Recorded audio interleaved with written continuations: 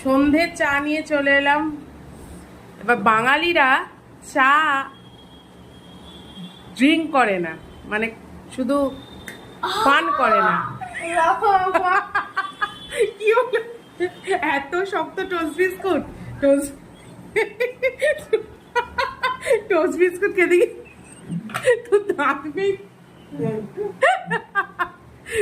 এই জন্যই বলে বাঙালিরা কিন্তু চাটা পান করে।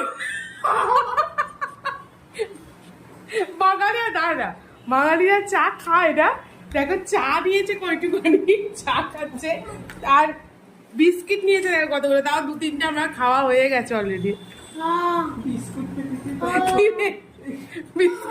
বিস্কুট খেতে গিয়ে দাঁতের হাল কি হলো তোর? কিন্তু খেতে খুব সুন্দর বিস্কুটগুলো, একটু শক্ত, খেতে কিন্তু খারাপ না বিস্কুটগুলো, এগুলো মানে প্রাণ ক্র্যাকারস। তবে